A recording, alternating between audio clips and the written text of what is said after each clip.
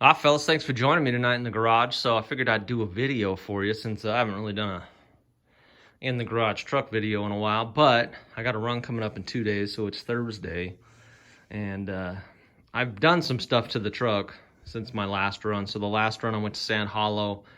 I ran a 7 trail at night, and then I ran 2 8 trails Saturday and then one on Sunday.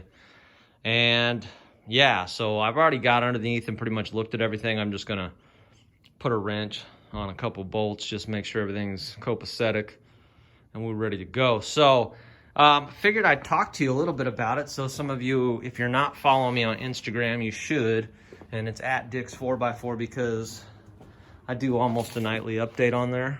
So yeah, so check it out. But anyhow, walk you around a little bit, show it to you. So let's start with the front. So the front is a 10 bolt and 8 lug 10 bolt. And so far I've ran probably like, I don't know, about 4 8 rated trails, maybe 7-ishes, but 2 8 rated trails, maybe like 3 7, something like that. But they're good trails. And I wasn't afraid to, I mean, it's spooled. So it's when I'm on the trail, like everything's locked in and it's both the tires are going, and I don't know, it turns fine. So it's got a hydraulic ram on it. So I bought the setup from my buddy. He was converting from 3-link to a 4-link. So he sold me drag link, tie rod, and the panhard bar, and the pump, and the ram. So I got the ram there, or actually not the pump, but the power steering box. So there it is there. You can see it. There's the box located forward. And yeah, it's working. It's touching the tie rod there a little bit, but I think it's just that safety high misalignment spacer that's hitting right there. But anyways, yeah, so 3-linked. It is 10 bolt. I haven't been afraid to spin them. I mean, I'm not doing really super heavy bumps on anything, you know, little roll bumps, stuff like that. I'm really not afraid to break an axle because I got spares, and I got spares after that. So I'm not worried about it. You know, I'm just driving it and wheeling it. I'm trying, you know, I'm mindful not to bind things up when I'm turning. You know, like I'm not going to ram it into a wall and try to climb it and use my ram to keep me off of stuff. You know, like I try to be mindful of that stuff, you know, all the stuff that's going to put like a lot of stress on it. Probably ain't going to be crawling, you know, doing front range or anything anytime soon with it. But, you know, I think that I could, and it'd probably be all right. You know, I mean, it's not super weak sauce. I mean, you just got to, you know, be easy with it. You know, you got to recognize what you got. It ain't no 60. All right, so moving around to the back. It is the 4-link. It's all done. I'll kind of show it to you a little bit there. And it's just a 14 bolt, and I'm running drum brakes, the big drum brakes, and everything's working fine. I just rebuilt these brakes a while ago, so everything is brand new in them, and everything's stopping fine. Everything's rolling fine. It's doing good. Got the 40-inch Patagonia tires. They've been gripping well and doing well, and I think these are at like 4 or 5 psi, and the fronts are at like 6. And I don't know, I don't have a problem with them falling off the wheels. Those H2 wheels are a little narrow, so I don't know, I haven't had any issues. I've been pretty off camber and pressing on them, and no problems really. So hell yeah. So as far as the suspension geometry, I want to show you what we got going on here. So you see those bars right there, right? So the way that that's sitting and the spacing of the lower link and the upper link, so it's sitting at less than 100% anti-dive. I'm not sure exactly where it is because I haven't done any of the math on it, but in the videos, and I'll splice a clip in, but you can see how the front, when I'm climbing something, it will bounce a little bit. And that is because of that separation right there. Like if that upper bar was higher, it would keep the front from doing that. But so my first test with it was on more like rock kind of things, not a lot of off camber. It was more just like boulders. Then this weekend was more a test of off camber and flex and all that stuff. And I don't notice the truck to be doing anything weird. Like, it's not diving on me, it's not raising up, it's just, it feels pretty planted. So I think I'm gonna roll with it for a while. We'll see what happens. And then let me show you in the back here what we got going on. So in the back, you can see, maybe you can, maybe you can't, but the upper bar, there you go. The upper bar heads up. So this one heads up, the upper bar heads up, and there's more spacing here. So there's the bottom link, and then the top link is probably like right in here somewhere. And so I think that the back is right at 100, over 100, anti-squat or whatever you want to call it. Anyway, it's front or back, but I think that that's how we're rolling in the back. So my back is not doing anything weird. It doesn't bounce, it doesn't hop, it really doesn't move at all.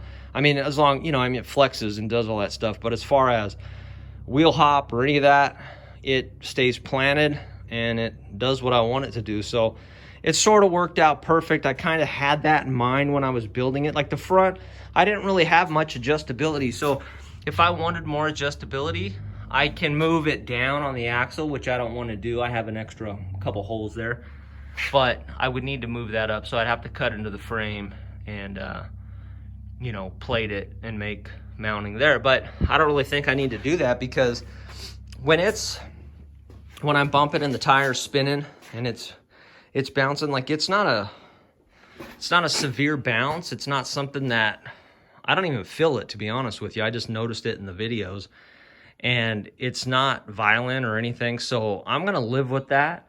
I think it's acceptable. And if it causes me problems down the road, I'll fix it, but I'm not feeling any issues with the back staying planted. If the front moves up and down a little bit when I'm climbing, like when it's spinning, a little hop, I don't care. It's not bucking the truck around. It's just moving down there. So I wanted to show you that and just kind of talk about that a little bit. As far as anti-roll stuff, I don't even know about that stuff, but the truck stays pretty planted and it's doing the job.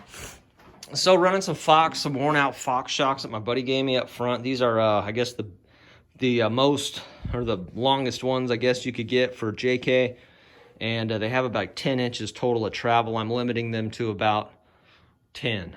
So, sorry, they have 11. I'm limiting them to 10. So that's how that's working out there. In the back, these shocks right here are a Pro Comp, and they have about 13 inches of travel. I'm limiting them to roughly 10, 11, somewhere around there, just because the spring will fall out if I let them go too far. So I don't want to go too far with them. This spring's sitting a little cockeyed. I don't know why. I ain't worried about it. And then, yeah, it's good. So after I built everything, the truck sat level. I was happy with it.